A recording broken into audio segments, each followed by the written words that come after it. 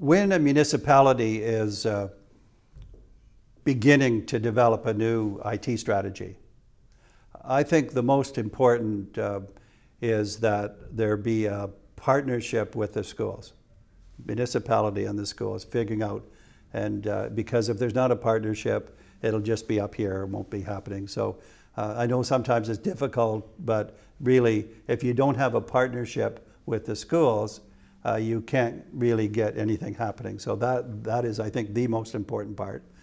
Included in that is that you also want, as in our research, we're finding that collaborative expertise, that is teachers getting better as a group, and leaders who enable that. Sometimes they're teacher leaders or coaches or mentors. The school leaders are important for that. Sometimes as an external consultant can do it.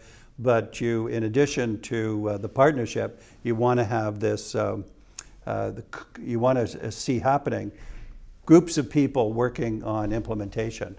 So I think that the municipality has to expect that, has to enable it, and they can't just at the front end said, well, we've announced it and now it should work, because it won't go anywhere if they don't get actively involved in it. So I think there's a very strong role. And maybe even eventually municipalities connecting to each other to cross-learn, because a lot of the learning that's valuable is what we might call social learning.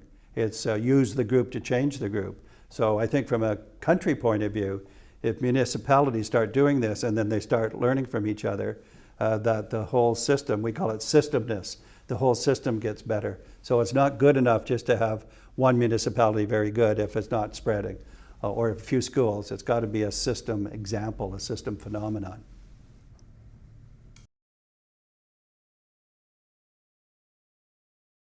The capacity building model, as you would know, that I very much endorse, that that's the right way to focus on getting quality change.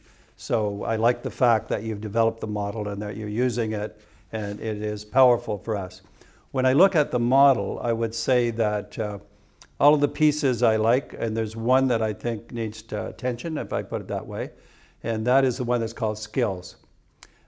In some ways, when I say this, I think it's more advice that you take or you leave. I don't mean you should do it because I said it. But if we take, instead of the word skills, you take pedagogy, that word, because the essence of capacity building are new pedagogies that teachers and students and others can get involved in using, where they use ICT and other things to help them go further. So we're finding that the pedagogy is the most powerful part. And if you just use skills, you're talking about skills of teachers and professional development and skills of students. They're in there, but they're not the same as how do you develop a strong examples of pedagogy. Because what you want to be able to see in the capacity building is you want to see examples of good practice in schools, that yes, here's a school that's using this work. In our own strategies in different countries and the new pedagogies for deep learning, we have a lot of video clips, 3 minutes, 5 minutes, that show pedagogy and the role of students and teachers and how they're learning from each other and what results they're getting, what they're focusing on. So some of the other pieces of the model are, they're all essential, but some of them are more structural, so infrastructure. So yes, you need that. I'm going to say they're the easy ones. They're not really easy, but they're easier. And so those are the obvious one. The hardest one and the most powerful one is pedagogy. Pedagogy interacting with the other ones in implementation. And that this, of course, you have to think about it, how is it happening at the school level? And there we look for school leaders and teachers working together to build a collaboration to do it. How it's happening when schools can learn from each other. What's the role of the municipality with its schools? One of the projects I'm meeting yesterday was had, I think, 13 municipalities, all of whom were engaged in trying to make some things work better within their municipality. And then some of it also eventually, I think, is when municipalities have connections with each other. And then finally, we'll always have to link it, I'm going to say, upward to the policy, to the ministry. And so I think of it this way. I don't think of, here's the policy, how do we implement it downward? I think of the action, and this is the project that you have. The capacity building action is what we call leadership in the middle, the municipalities. And so if you get good action there, then they can become better partners upward to the ministry. So the locus of energy needs to be the middle. And this capacity building model enables and focuses on that energy at that middle level. And as long as you can then build up the pedagogy piece in relation to the others, it could have a high impact.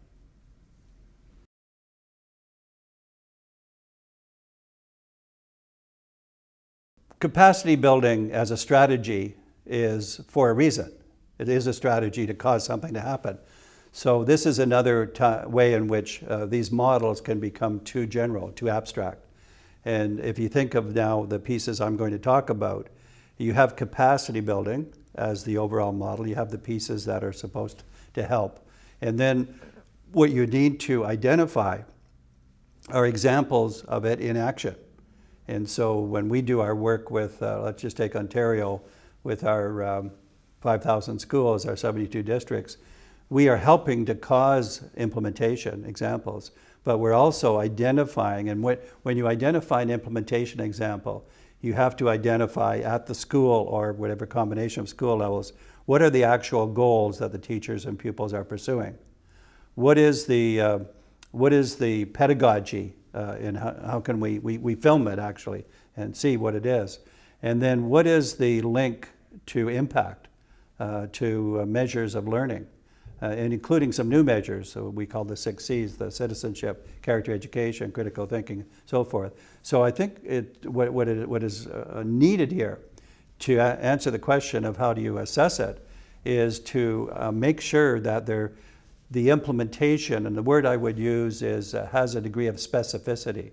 There's specific things that are being done, and what you want to do is capture those specific things and see how good they are. Are they engaging students? Are they engaging teachers? Do families like it? Is it having impact? And so you really want to be in that. And the reason we are wanting to be specific is not to be prescriptive, but to be clear about what good things look like. And then people learn from the good things. They don't have to imitate them. But if you keep it at the level of too abstract, people then, they might agree with the concept, but they don't know actually what to do.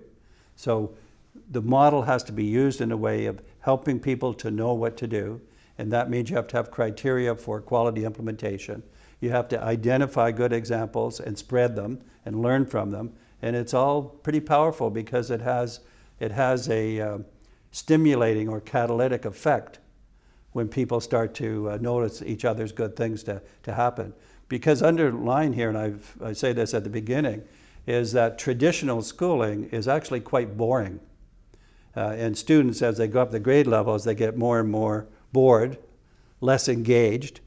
And teachers, we're finding, are also bored because bored students and teachers is the same combination. So the good news is that this new capacity building model with greater pedagogy, accelerated by technology, is stimulating and motivating, and it causes people to want to join in.